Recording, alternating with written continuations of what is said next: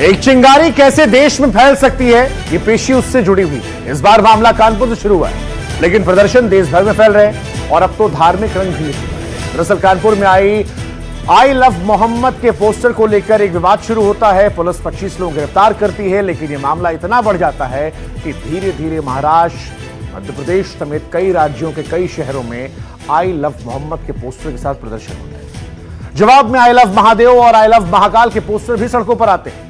नारेबाजी होती है, प्रदर्शन होते हैं। मामला बढ़ता है तो सियासी बयानबाजियां तेज होती हैं। आरोप प्रत्यारोप का दौर जो है वो लगातार तेज हो गया है। विरोध भी लगातार बढ़ रहा है। लेकिन ये पूरी विवाद की जड़ क्या है, जरा इस पेशी में समझिए।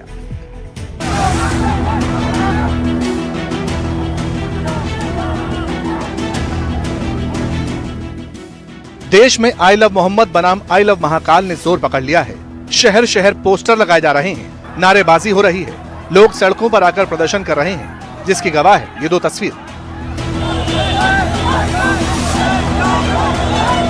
दरअसल देश भर में जो ये ट्रेंड चला उसकी शुरुआत कानपुर से हुई, जहां 4 सितंबर को जुलूस के दौरान आई लव मोहम्मद का पोस्टर लगाया गया था, जिसके बाद 5 सितंबर को इलाके में रहने वाले हिंदू संगठन के लोगों ने विरोध जताया और कहा कि ये नई परंपरा है, इसे बंद होना चाहिए।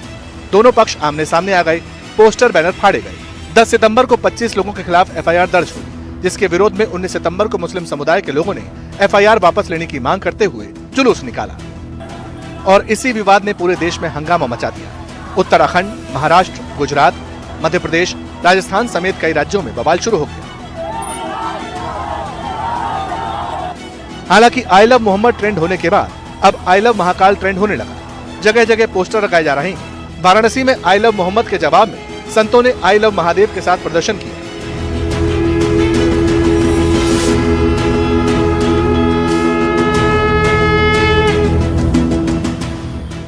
संतों ने कहा कि आई लव मोहम्मद की आड़ में देश को तोड़ने की कोशिश हो रही है, सरकारों के खिलाफ साजिश रची जा रही है।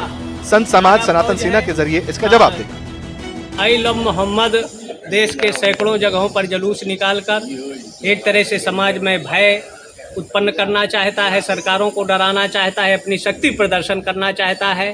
तो ये 100 करोड़ सनातनी हैं जो किसी भी स्थिति में झुकने वाले नहीं हैं, जिसमें 70 करोड़ बिल्कुल सशक्त हैं, देशभक्त हैं, देश की एकता अखंडता के लिए मर मिटने के लिए तैयार हैं।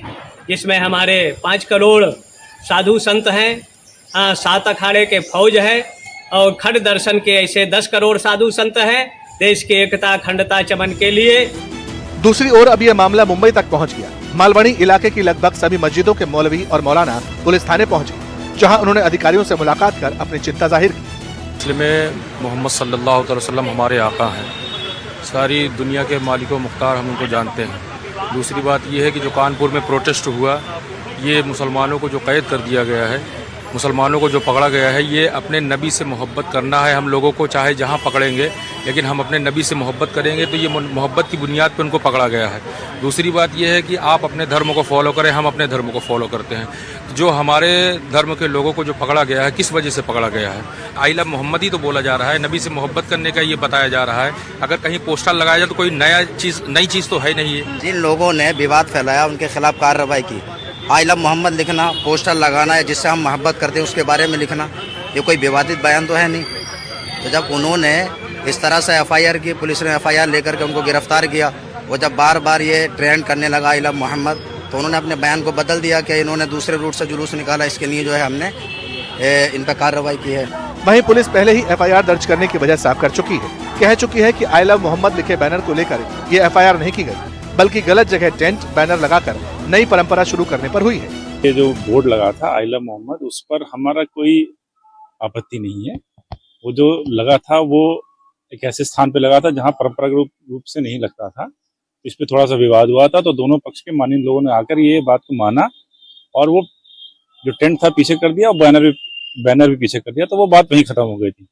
ये घटना अगले दिन की है, जिसमें कि दूसरे धर्म का एक पोस्टर लगा था, जिसको कि लड़के थे, उन्होंने डंडा उसको मार दिया, वो फट के लटक गया, जिस पे लोगों ने आपत्ति करी। एफआईआर उसके संबंध में लिखी गई है। इसमें 2 पहलू हैं कि आई लव मोहम्मद से कोई मतलब नहीं है, वो जो पोस्टर फाड़ा गया उसको लेके है। अब ये विवाद इतना बढ़ गया कि सियासी बयानबाजी भी तेज हो गई। कहते हैं संविधान ने 25 आर्टिकल 25-26 में धार्मिक आजादी दी है, लेकिन अगर आप आई लव मोहम्मद कह देते हैं तो मुकदमा दर्ज हो जाता है और आपको जेल में डाल दिया जाता है। ये देखिए, मैं कह रहा हूं आई लव मोहम्मद, लो मुझे जेल में डालो, मैं देखना चाहता हूं कि आपकी जेल में कितनी जगह। कानून से किसी को खिलवाड़ नहीं करने दी जाएगी। प्रशासन को जो सूचना मिली, सूचना मिलने पर कड़ी कार्रवाई की गई है, कुछ की गिरफ्तारी कर ली गई है और इस पर जांच करके फिर उन पे खिलाफ भी कड़ी कार्रवाई की जाए। अब सवाल है कि आखिर कौन आई लव मोहम्मद बनाम आई लव महाकाल की लड़ाई में घी डालने का काम कर रहा है? क्या धर्म और आस्था के नाम पर लोगों को भड़काया जा रहा है? वैसे साजिश तो कश्मीर को लेकर भी रची जा रही। अब से थोड़ी देर पहले कश्मीर में आतंकवादियों का एक ओवरग्राउंड वर्कर गिरफ्तार हुआ, तो वहीं दूसरी तरफ अंतर्राष्ट्रीय मंच में भी कश्मीर को लेकर कई लोग अपना प्रोपेगेंडा फैला रहे हैं। पाकिस्तान का ट्रैक रिकॉर्ड किसी से भी छिपा नहीं है, लेकिन अब टर्की भी लगातार उसी तरह की हरकत कर रहा है। टर्की के राष्ट्रपति एर्दोगान लगातार यूएन के मंच से कश्मीर का मुद्दा उठा रहे हैं, कल भी उठाया, लेकिन अब सवाल यह है कि खुद को इस्लामिक मुल्कों का खलीफा समझने वाले एर्दोगान ऐसा कर क्यों रहे? क्यों वो बार बार कश्मीर के मुद्दे को हवा दे रहे? कहीं ऐसा तो नहीं कश्मीर की आड़ में टर्की अपने घर के हालात को छिपाने की कोशिश कर रहा है? हम ऐसा क्यों कह रहे हैं? टर्की के हालात क्या है? एर्दोगान के ऊपर हमारी इस पेशी को जब आप देखेंगे तो इन सारे सवालों के जवाब आपको अपने आप में चाहिए।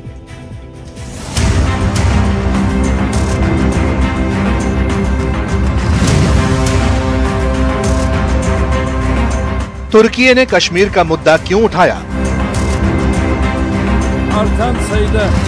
कश्मीर के नाम पर क्या छिपा रहे हैं एर्दोगान? तुर्की खस्ता हाल, खलीफा बनने का ख्याल। न्यूयॉर्क में दुनिया की सबसे बड़ी पंचायत का मंच सजा। दुनिया के कई नेता वैश्विक समस्याओं पर बोले। तुर्की के राष्ट्रपति एर्दोगान भी बोलने आए, मंच संभाला और फिर दुनिया की बात करते करते, मुस्लिम वर्ल्ड की बात करते करते एक बार फिर कश्मीर पर आ गए। दक्षिण एशिया में अमन शांति बहुत जरूरी है। अप्रैल में भारत और पाकिस्तान के बीच जो सीज फायर हुआ था, हम उसका स्वागत करते हैं क्योंकि ये टकराव में बदल गया था। आतंकवाद से मुकाबले पर भारत और पाकिस्तान के बीच सहयोग देखना महत्वपूर्ण है। कश्मीर की समस्या का हल बातचीत से होना चाहिए और ये हल यूएनएससी के फैसलों और कश्मीरी लोगों की इच्छा के मुताबिक होना चाहिए, ऐसी उम्मीद है मुझे। लगता है तुर्की भी उन मुल्कों में शुमार है जिनका खाना बिना कश्मीर का नाम लिए हजम नहीं होता। एर्दोगान हर साल न्यूयॉर्क आते हैं और कश्मीर का राग अलापते हैं, वो भी तब जब इस मुद्दे पर तुर्की से कोई मतलब नहीं। ये हिंदुस्तान का आंतरिक मामला है, लेकिन फिर भी नहीं समझते। हालांकि इस बार बात इतनी भर नहीं है। एर्दोगान के बयान के ठीक बाद आई 36 सेकंड की इन तस्वीरों को देखेंगे तो पता चलेगा कि इस बार अरब वर्ल्ड और अमेरिका के बीच किस तरह का सिस्टम तैयार हो रहा है।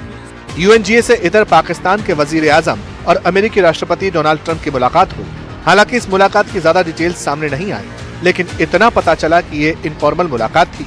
इस मीटिंग में शहबाज शरीफ के साथ पाकिस्तान के डिप्टी प्राइम मिनिस्टर इशाक डार भी मौजूद थे। पहले ट्रंप ने शहबाज से हाथ मिलाया, फिर थम्स अप वाला इशारा हुआ। इसके बाद बातचीत में इशाक डार शामिल हुए और फिर ये नेता अपने अपने रास्ते चले गए। आपको याद होगा कुछ दिन पहले अरब मुल्कों की इमरजेंसी मुलाकात हुई थी। इजराइल को काउंटर करने के लिए नाटो जैसा संगठन बनाने की चर्चा हुई थी, लेकिन अमेरिका ने कह दिया है कि वो इजराइल के साथ खड़ा है। As everyone knows, I have also been deeply engaged in seeking a ceasefire in Gaza. Have to get that done. Have to get it done. Unfortunately, Hamas has repeatedly rejected reasonable offers to make peace. We can't forget October 7th, can we? इस बयान के बाद एक बार फिर अरब मुल्कों ने America को pacify करने की कोशिश की। इस मीटिंग में भी खलीफा के तौर पर तुर्की के राष्ट्रपति एर्दोगान डोनाल्ड ट्रंप के साथ बैठे नजर आए। मीटिंग का जोर इजराइल हमास युद्ध रुकवाने पर रहा, क्योंकि आंच कतर तक पहुंच गई है। हम यहाँ सिर्फ युद्ध रोकने और बंधकों को वापस लाने के लिए आए हैं और हम इस युद्ध को खत्म करने और गाजा के लोगों की मदद करने के लिए आप और आपके नेतृत्व पर भी भरोसा करते हैं। वहाँ स्थिति बहुत खराब है, इसीलिए हम यहाँ आपसे मिलने आए हैं। इस युद्ध को रोकने और बंधकों को वापस लाने के लिए हम जो कुछ भी कर सकते हैं वो सब करेंगे। लेकिन सवाल है कि तुर्की इतना एक्टिव क्यों है? क्या घर में सब ठीक है? जवाब इन आंकड़ों में छिपा है। तुर्की की इकोनॉमी पिछले कई सालों से बुरे हाल में है। तुर्की की करेंसी लीरा की वैल्यू डॉलर के मुकाबले लगातार गिर रही है। अगस्त 2025 में तुर्की में महंगाई दर 33%, तुर्की में आम जनजीवन का जरूरी सामान, दवाइयाँ और बिजली के बिल महंगे हो गए हैं। ट्रेडिंग इकोनॉमिस्ट की रिपोर्ट बताती है कि तुर्की में आवास, बिजली, पानी, गैस की दरों में 60% से ज्यादा की बढ़ोतरी हुई है। इसके अलावा तुर्की के होटलों में खाना पिछले 2 सालों में 4 से 5 गुना बढ़ा है। तुर्की की एक और दिक्कत बेरोजगारी है। सरकारी आंकड़ों में तुर्की में बेरोजगारी दर 9% है, जबकि कंट्री इकोनॉमी की रिपोर्ट कहती है कि वहाँ बेरोजगारी की दर 17% है, बल्कि उससे भी ज्यादा।